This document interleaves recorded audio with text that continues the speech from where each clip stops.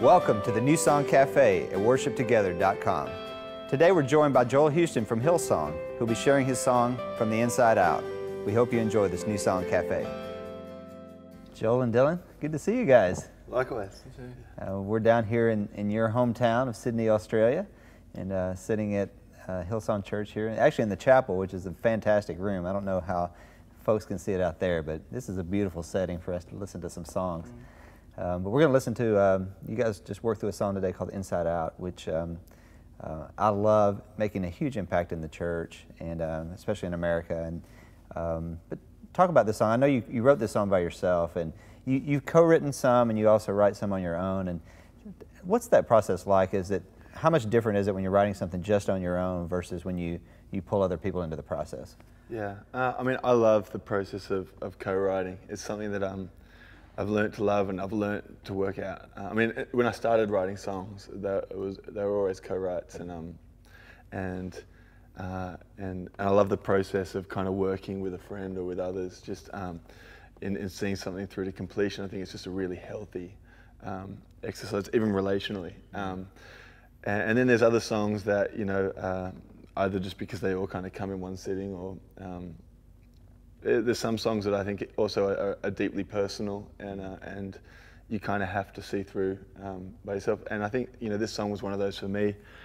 It was as a song, it was probably the hardest song I've ever had to write, and I didn't know why at the time. It was it all came at once, and all the melody, I knew what the song wanted to be about. I knew I could close my eyes and I could hear people singing. I just wasn't entirely sure what they were singing, and I remember we'd be on tour and I would sing it in sound checks, and it got to the point where the whole band knew the song, and we would be playing it, and I had lyrics that they sat and they rhymed, and it all felt kind of good, and it just would flow. But I'd go to sing it out loud, and it just never felt right, and that probably went for about 18 months. Wow. And eventually it got to the point where it was literally about 30 minutes before we were about to record the song. We had planned to record the song. No, the band knew it completely. We'd arranged it.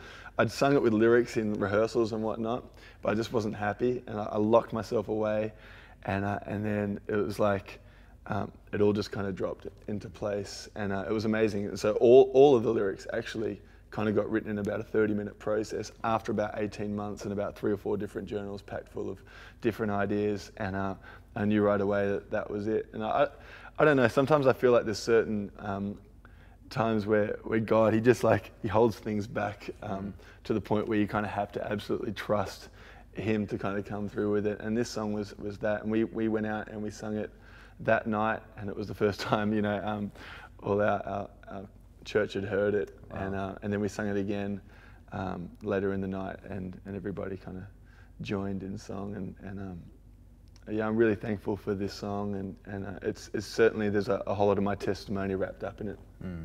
So creative deadlines are a good thing. I think they are. Yeah, creative deadlines and then some. Well, you guys play it for us. We'd love to hear it. Okay.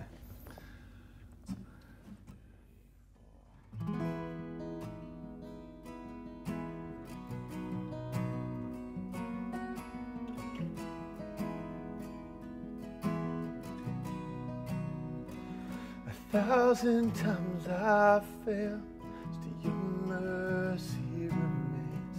And should I stumble again, still I'm caught in your grace. Everlasting, your light will shine when all else fails. Never ending, your glory goes beyond all fame.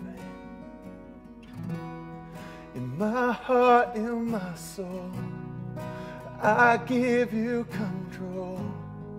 Consume me from the inside out, Lord. And let justice and praise become my embrace.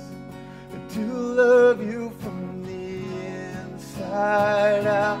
Everlasting, your light will shine when all else fades. Never ending, your glory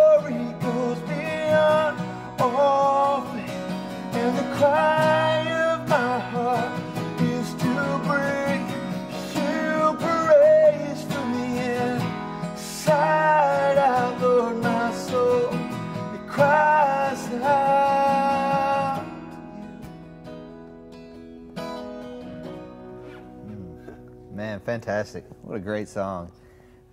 Let's walk through what you guys are playing chord-wise. You're actually playing this in the key of B. We were talking beforehand. Like originally, you guys did it in C, which is a little bit of a stretch vocally for some people to sing. It's pretty high, and so down in B, it seems to sit kind of a little more naturally. Yeah, it seems it's felt like a more natural place for the song to sit. I wrote the song in C, and we recorded it there, and we did it there for a long time, and then we'd have these times where you know, maybe ministry time, and we'd be singing that chorus, and you know, the pastor would be going, come on, let's sing that chorus one more time, and I'm like, really hard, just and then just kind of we just slotted it into B, and it's just kind of, you can sit there for a while, and it's all right.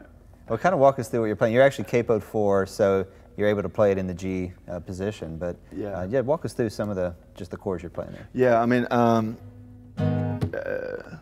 maybe, I don't know. Do you want to do it, Dills? Yeah. Show us how it's done. It's like in the G shape. It's a C for the verse, which is an E, and then G, D.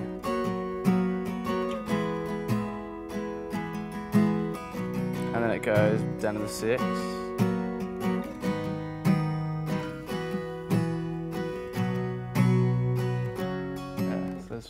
Yeah, so it's really simple in that shape. Yeah, I mean, the confusing bit, the chords kind of move around a bit, and the interesting thing is about this song, and I guess I was surprised that that the people have sung it in churches the way they have, because it's a little bit confusing. It's not kind of your standard structure for a worship song, and you've kind of got a pre-chorus that then reprises as kind of a big chorus up the octave with an extra bit. And I know when we were first doing it, you know, there were certain bands were kind of like, it took a while, but once everyone kind of got a hold of it, it was fine. Because the pre-chorus, or the chorus, I'm not sure what you call it, the in my heart, in my soul bit, it moves, kind of moves from the E to the G minor, and then it mixes up in the second half. It moves straight to the 6th chord, the minor, back to the 5, and then it kind of builds on the 2 minor into the 4. And I know, I kind of like it. It's a big kind of minor-y, kind of emotional kind of chorus. Yeah, absolutely. Well, guys, thanks so much for sharing it with us. Great song.